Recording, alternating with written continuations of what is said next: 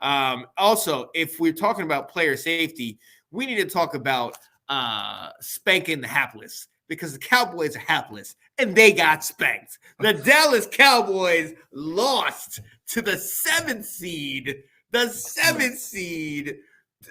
Green Bay Packers 48-32. And we got another guest that's going to share his thoughts on this little thing. Stephen A., let us know how you feel, man. Kick my music, please. Mediocre team and Big D. That's what makes this funny. How about the Cowboys? How about the Cowboys? Some way, somehow, when they count, just wait. They will let you down. The accident, they will mess it up. Just wait. The accident, they will let you down. Just wait. The accident, waiting to happen. It will happen. I'm predicting they're gonna be irrelevant. I'm predicting an absolute embarrassment for the last decade and a half. They make me laugh. All the talent that they have is unbelievable, man. Big D, teasing you. This is what they do. Walking through weed, show up on cue. Accident, something will go wrong. The accident of the big Jumbotron. Accident, gone. Gotta recognize it's a black cat running around that franchise. Say with accident, they will mess it up. Just wait. The accident, they will let you down. Just wait. The accident, waiting to happen. It will happen. How about the Cowboys? Love it. Love that. Catch That was beautiful. My favorite one when he's holding the big poster. I remember that episode of Romo botching the snap. He got flamed. He got booed profusively in that. I remember that episode of First Take. That was beautiful. That was absolutely beautiful. The 12-5 number 2 seed Dallas Cowboys, who destroyed my Commanders on multiple occasions this season, have had their fate sealed, and the turnabout it was returned to them, and I'm glad about it. Daggone it, I'm glad about it. All right, I'm not ashamed to say that they got beat 48-32, and look, at halftime it was 27-7. But I've said this multiple times, and Cameron, I'm going to come to you. I've talked about this. In the 5 losses that we look at, the Cowboys had, they lost to 49ers, they lost to Philly, they lost to Miami, they lost to the Cardinals. Each of those games, the opposing run game got over 150 to 200 yards on the ground. If you were able to run the ball successfully against the Dallas Cowboys, they weren't able to stop that, and that's what happened in those 5 losses. Aaron Jones, he had over 100 in this game, and that theory proved true. What are your thoughts about this game, man? Are you surprised? And where do you go? What's going on? It was overhyped season. It was definitely an overhyped season. I think the Cowboys, when they get in big moments, and you've seen Dak, I think it's in his 8th or 9th year, you've seen him how he plays in big moments. I think that, and even Romo, I think that it's too big of a moment for him. I think it's, we can get to a Super Bowl, but we just fumbled on 4th down when we needed to win the game.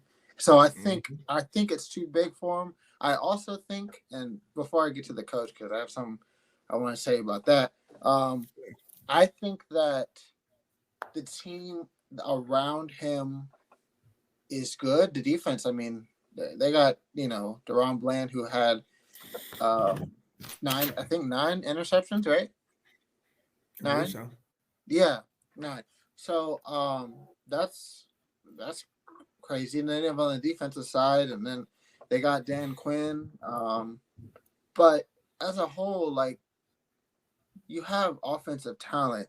And for so long, I guess Dak has lived in this Zeke and Dak and Des Bryant and just kind of that world that when moment was too big, they couldn't pull through. And I think the way Jerry Jones said it was perfect. I think he is lost for words, but it's more or less, it's like, maybe we do need to change something. Ooh, yeah. Yeah. Oh, yeah. And then, whether that be the coach or maybe that be the coaching staff. It could just be the offensive coordinator and defensive coordinator. It could just be the whole coaching staff. I don't know, but I just think, and yeah, I don't know. No, I thought, yeah. As for the Packers, though, Jordan Love, he's man. The last when I saw him play against the Detroit Lions and even the Chiefs, he threw the ball up in the air and Romeo Dobbs came down with it. I was like, this dude's special. So even in that, I guess it's special to see even somebody from Utah State. Where is Utah State? I mean, it's in Utah, but like, you know what I mean? Like, it's like, it's very, very, very nice to see someone of that caliber. You know, he sat behind Aaron Rodgers. Even in the year that he struggled last year, Aaron Rodgers, even the whole offenses of a whole, I guess this was the year that he could have just had a mediocre season, and they probably would have just had him next year. But he balled out. Out, and he led his team to the playoffs, and he played well. And that's to contribute to the coaching staff. That's to contribute to the whole organization around him. I think the Packers have a quarterback for the years to come. Oh yeah, absolutely. And look, I too, that was my part when I heard that he came, that they got Jordan Love and he was from Utah State. I was like, what? Man, ain't nobody good from Utah State. But then I sat there and started thinking about it, and I was like, Aaron Rodgers came from Cal. Brett Favre came from Southern Miss. You know what I mean? So it doesn't. It might not necessarily matter the place that you're coming from, because clearly the Green Bay Packers have something that they know and that they are doing well, and they're forming these quarterback states. To your point, Jordan Love, he balled out, and he had the same talent, if not a little bit less than Aaron Rodgers had last year, and he got this team to the playoffs. So I'm not saying anything, but he had a great game. I think 16 and 21. I think his numbers were almost identical to C.J. Stroud's numbers in their playoff debut. I thought that was absolutely amazing. But like I said, in my opinion, yeah. Oh, sorry. Matt LaFleur said he had the best passer rating in playoff history and Packer history. So that's what he said in the locker room. So when I watched the locker room, so passer rating was 157.2 and QBR 99.3. Nice. Yeah, definitely hats off to him. But then also Aaron Jones, 21 carries, 118 yards, those 3 TDs. I mean, listen, Nathan, I would love to dog Dallas, and I know you got something for him. But before that, let's talk about Jordan Love. Let's talk about the fact that this is a team in the Packers that was 9-8. This is a team that needed to win the last several games to even get into the playoffs, much less now be going to the divisional round. So talk about them and then give us your best Cowboys attack. Well, when you look at Green Bay, we obviously know that they're the youngest team in the league.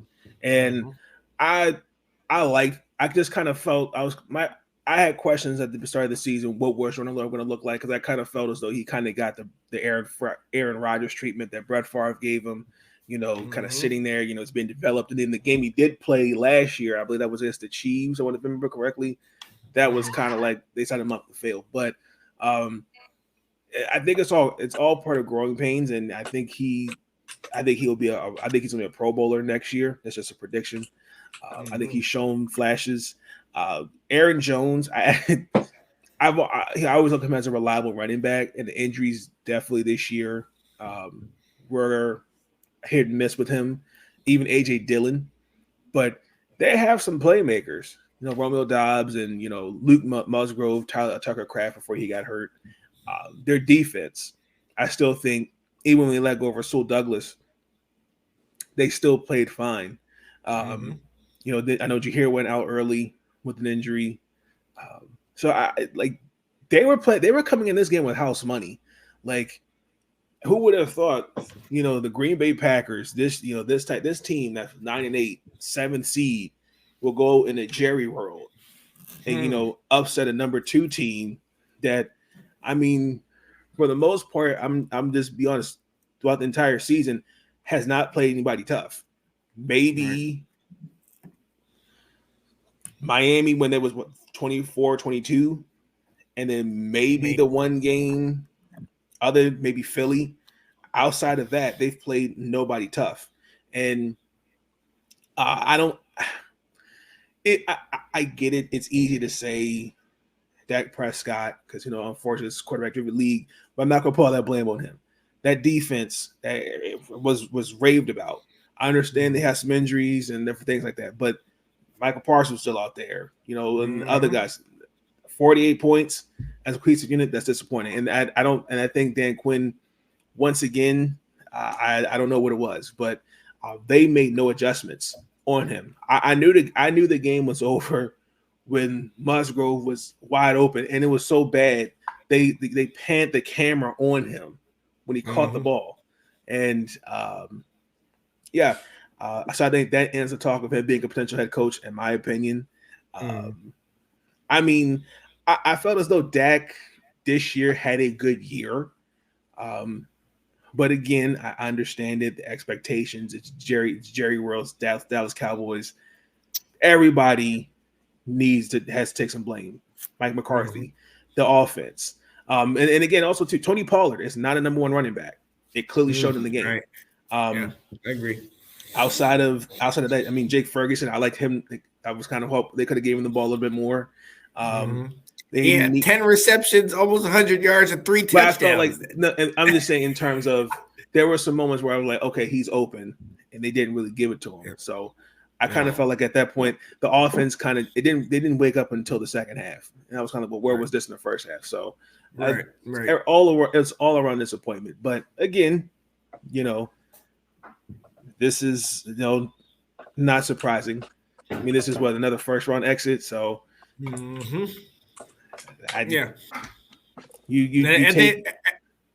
ahead. No, I was gonna say at the end of the day that you do have to turn the camera to McCarthy and Quinn. I mean, top 5 defense and getting torched like this, 48 points, and McCarthy 3-12-5 seasons. All but last year was a first round exit. Last year they ousted Tom Brady. Thank you. Yep. But you still got ousted the very next week. So, you got to start looking up there. Jerry Jones, we already know he look, he don't know how much longer he going to be alive to be dealing with this stuff. So I get all that, but also too, he's got to also kind of look at himself. Maybe I need to take a step back and let some other people come in that position, because when I look, every time I'm looking when they lose, who's in front of the camera first? It's Jerry. That's how he does it. I know, but he does it. That's just you kind of. Jimmy Johnson won this man 2 Super Bowls, and it wasn't till this year that he put him in the Ring of Honor. Jimmy Johnson gave him 2. Huh? Yeah. The saying got fired. I just feel like he kind of. I love Jerry, but at some point, when does he take a step back and say, you know what, I need to let me fall back and let my people around me take control of the thing. That's a nice thought, Nathan. I know it will never happen, but that's not how he operates. He's not going to do that. So I personally hope he doesn't do that, because as long as he doesn't, we're going to keep having these first round exits. Let's go. I'm with it.